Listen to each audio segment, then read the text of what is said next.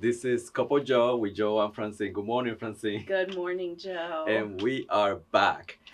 Today, we want to make a pause because we're not immune to what's happening in the world. And I was talking to Francine about the pandemic and how it has an impact on what we do in our processes, in our lives. Yes, it impacts our personal lives greatly, but it's also impacting the way that we apply for jobs, the way we interview for jobs, job availability. So it's taking us a lot of resiliency to get through this professionally and personally. That is so true. I think a lot of people will say the process is slow. It's about a balance between being accurate and being expedient. And the law requires that we look into so many things when we send Mhm. those job offers, when we qualify people. Yes. So the process in itself is built to make sure it is accurate, not necessarily expedient. But with the pandemic, it's just as another level, right? Yes. Yes. Yeah, so I think you mentioned to me earlier AFPC. They are the ones who are in charge Hmm. of delivering those tentative and firm job offers. And they are primarily teleworking still. Hmm. So that adds a different element to what we have been used to with the hiring process. So it's something that we're adjusting to on our end as well. But it doesn't stop there because people are also getting COVID still, and that can change. We have to continually remain flexible. I know I wanted to schedule some interviews last week, and I was in quarantine, so I couldn't. Those interviews had to be postponed a little because I want to be able to be in my office with my team when we're having those to offer that more personalized interview experience. But other people don't have that opportunity. You might have to adjust and do your interview over the phone or over Zoom. And it might even be adjusted last minute. That compassion, that patience that comes with going through a pandemic, worldwide Mm-hmm. pandemic, right? Sometimes we don't have the whole staff in place. Sometimes we want to be fast, getting you what you need, but we don't have the resources right now at the moment. Um, Yes. we are here overseas, so we have to comply with Air Force rules, USFK rules, host nation rules. There is a lot that we do behind Mm-hmm. the curtain that the customers are not aware of, but we're trying to make it invisible. But at this point, I think we have to show that vulnerability and say, we are doing our best. Yes. Yes. We are constantly trying to do our best, adjusting to the changes that happen, Yeah. monthly, if not weekly. Um, so it is important for, as you're applying for jobs, being patient with the process. It's already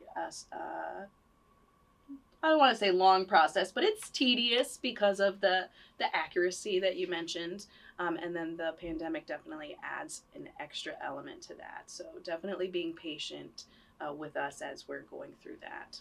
As we connect with you, this is what we want to offer. We want to make sure that you know that we do this with good faith and that we work with good faith as well. We're career employees. So we are you. We are you before you come on board.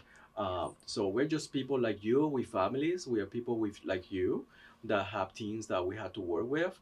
Uh, if one of my folks gets COVID, is this unknown how it's gonna impact them. If they're gonna be in a critical situation, are they Mm-hmm. gonna be in quarantine? But the community doesn't see that because we don't want that. We don't want to add that stress to you. But please, as you move forward with us, this service in offices, we appreciate your kindness, we appreciate your compassion, and we definitely appreciate your patience. Yes. We appreciate you continually applying for our vacancies. Yeah, exactly, because then we have those gaps, right? Yes. We're looking forward to help you out to be part of these servicing agencies. You're already part of the community, you're already part of the component, and we're Mm-hmm. doing our best to try to make sure that we can get you on this side as well. Yes. And in our last segment, we talked about the interview and interview questions. And COVID is a great question to ask about. You know, how does that look in your organization? Is there flexibility for, you know, teleworking if my family has to quarantine?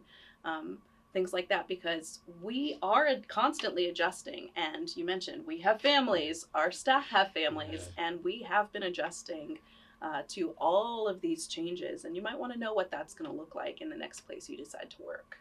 One of the questions I receive, just as a personal level, I did interview for a position recently, and one of the questions was about COVID, the pandemic, and I'm pretty vulnerable, very candid in my answers, and I was telling the folks, listen, I never knew I had to get a medical degree because I always done HR, and suddenly I'm in charge of, do you have a fever?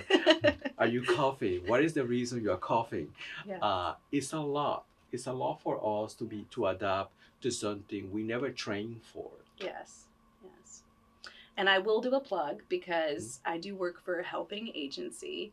And so we do have things that will keep you resilient during this process. We do have military family life counselors who are available for non-clinical counseling. We have multiple on this installation for children, for adults. So they are always available. And I always plug the chaplains as well, because they are the only people who have 100% confidentiality, no matter what you say to them. So they are also available just to vent, you know.